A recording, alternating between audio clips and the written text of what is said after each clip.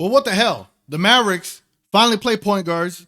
They finally play some defense in one quarter, and they find a way to get a W with a great performance from Cooper Flagg and everyone else chipping in. Let's go ahead and let's break down this game between the Mavericks and the Toronto Raptors.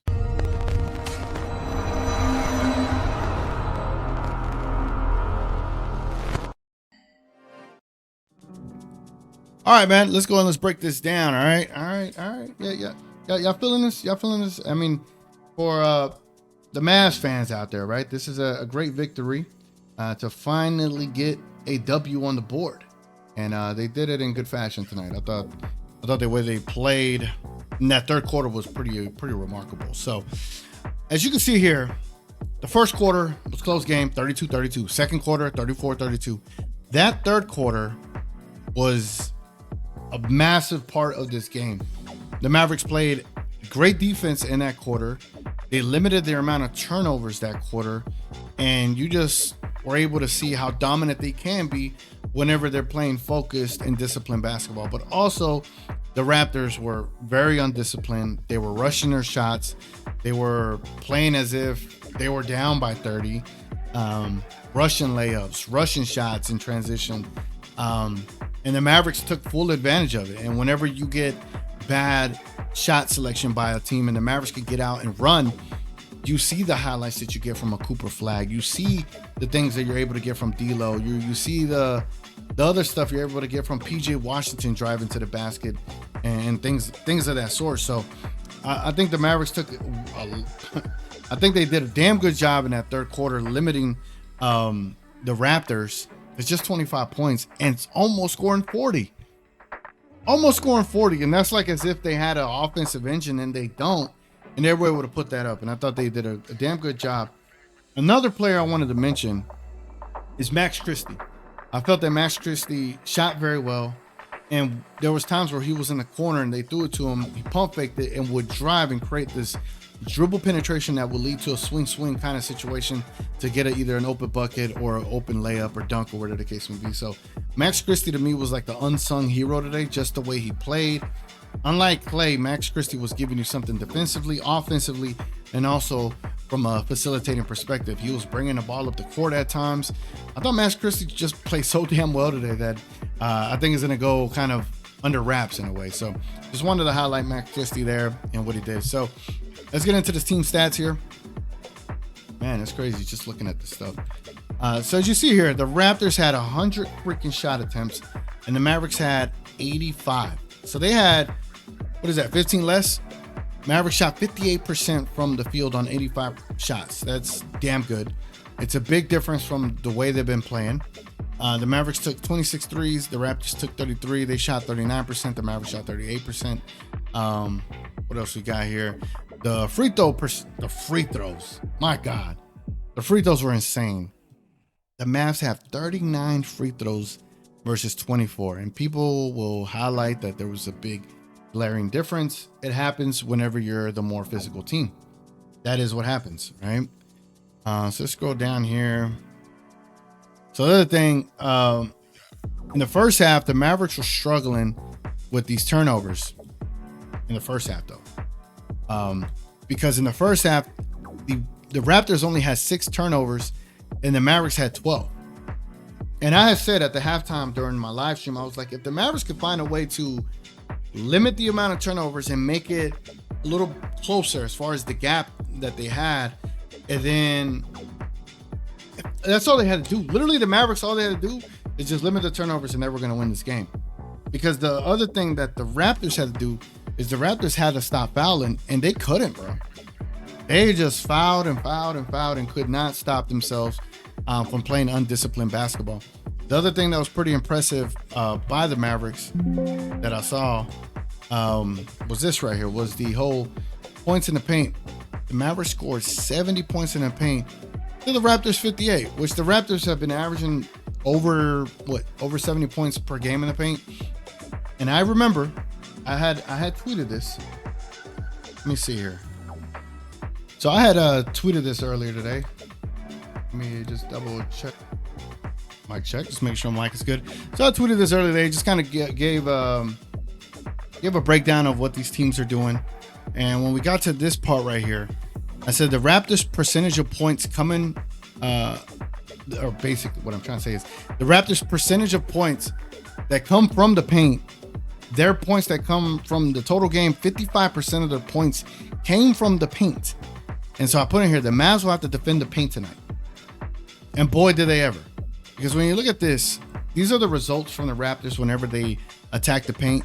In 55 drives per game, they were shooting 49% from the paint. As far as how they scored when they were 5 feet or less from the basket, they took 36 shots. They take 36 shots a game from the basket, and they were averaging 73% from 5 feet. So what the Mavericks were able to do today to combat that and keep them to 58 points, obviously, it's not like they slowed them down. The freaking Raptors scored 129 on your doomsday defense. However, the Mavericks were able to do enough. They were able to get timely stops. They were able to do what they needed to do to get a W here. There was missed shots where AD was able to clean up. There was moments where Cooper Flagg had. Everyone contributed, and D'Angelo Russell, ladies and gentlemen, finally arrived and had a great game. Brandon Ingram with 22 points, 6 rebounds, 3 assists, 2 steals. Thought he played great. However, he was a minus 15. RJ Barrett, even though his stats look okay, he was just rushing shots, just played undisciplined.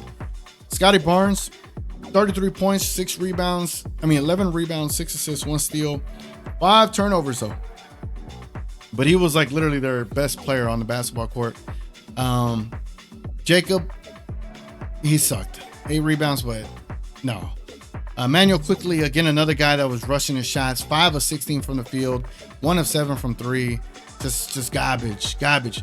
Now Sandro Mamukelevili, he played great, bro. 16 points, 3 assists, 1 rebound. He's a pretty dope player. And then you get from there, Baji, he kind of stunk up the joint. Jamison Battle, he got some garbage time minutes. Grady Dick, he hit D'Lo in the 10 points, 1 steal, 1 assist, 2 rebounds, but he didn't give them much after that. We look at the Mavericks here. The Mavericks, Anthony Davis with 25, 10, 3, 3, and 2. Filling up the stat sheet, y'all. PJ Washington, 17 points, 6 of 14 though. But he was able to give you 5 assists, 7 rebounds, 1 steal. PJ Washington was playing really aggressive today. I mean, whenever he would get a guard on him, you just saw he would put his head down and go after that guard. Yeah, he'd get away with a couple of push-offs, but hey, they don't call it on these other players, right? So I thought PJ Washington was getting timely buckets. But Cooper Flagg, y'all, I called it. I said Cooper Flagg was going to get over 20 points today. And boy, did he ever. He got over 20 today. 0 turnovers, 4 assists, and 4 rebounds.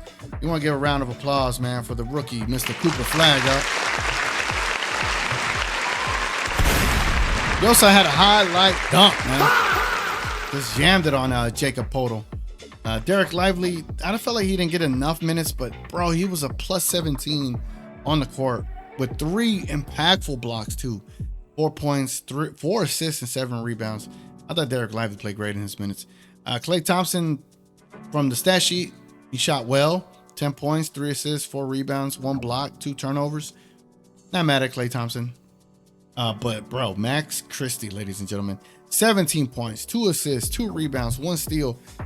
Max Christie was a plus 17 as well, just like Derek Lively. But Max Christie was able to keep plays alive, dribble penetration. He was just great. And not the undermine D'Lo. D'Lo with 24 points, 3 steals, 6 assists, 5 rebounds. Just a great performance. 2 for 7 from 3, 8 of 18. In the first half, his shot percentage wasn't the greatest, and then he turned it around and had made a couple of badass shots. Like one on the baseline, it was like a fadeaway shot. His layups, his backdoor cut passes that he could, his bounce passes that he could do. They're just great. And then Najee Marshall, he must have saw Midnight Madness, because I was talking about his shot percentage was so. He went 4 of 4 today, 4 of 4 from the free throw line as well. 12 points, 6 rebounds, 3 assists, 2 steals. So the Dallas Mavericks, they turned things around, ladies and gentlemen. They turned things around. But it is just one game. It is just one game, and tomorrow they have a big test against the Oklahoma City Thunder. It is going to be up to them to be able to continue what they did here in that third quarter.